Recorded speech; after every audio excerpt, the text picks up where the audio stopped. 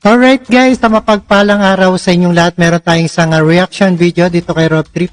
Ilang tauhan ng COMELEC na posibleng sangkot sa bribery case ni ex-Chair Bautista, inimbestigahan na. Umano umusad ang sariling investigasyon ng COMELEC on election sa mga aligasyon ng panunuhol sa kumpanyang Smartmatic noong 2016. Ang election sa dating chairman itong si Andres Bautista. Ayon sa kasalukuyan, pinuno ng COMELEC si Attorney George Erwin Garcia. Nais nilang malaman kung may kasabwat o nananagot sa mga nilang tauhan sa mga issue. At panoorin po natin, and without further ado, let's do watch.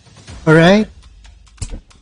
Yung mga dokumento kasalukuyan na nating pinakalap at pagkatapos ibibigay natin sa investigating panel, sila nang bahalang mag-review, magpatawag ng mga tauhan natin.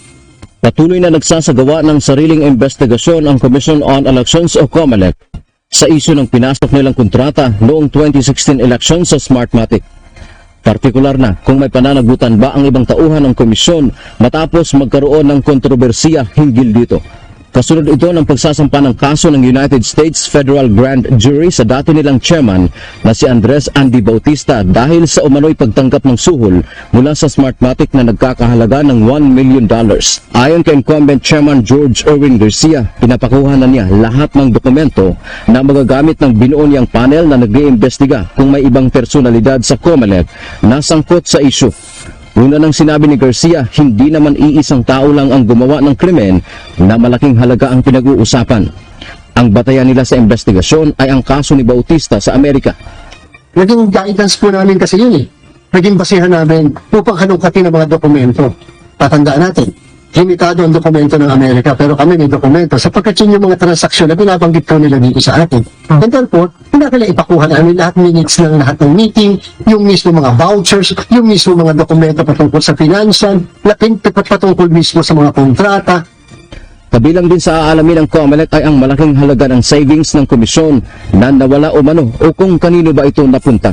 Binigyang diin ng opisyal hindi pwedeng magsawalang kibo na lamang sila habang ang Amerika ay may ginagawang investigasyon at kinasuhan na ang dati nilang opisyal.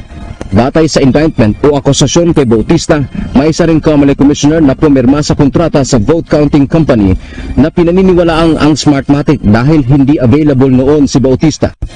Ayaw lang natin na masisi tayo na bakit walang kilos man lang ang COMELEC sa mga akusasyon na ganyan. Bakit wala man lang tayong iniimbestigahan, wala man lang tayong tinitingnan o kinakala na mga papeles, dokumento, evidence.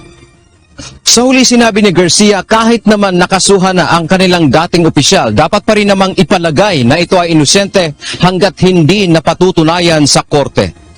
Alright guys, ayan na pakinggan at napanood po natin dito sa ating reaction video, and thank you so much sa panonood at pakikinig. Ito kay Rob Trip, and see us again, and don't forget to subscribe this channel, Rob Trip, and peace out sa inyong lahat.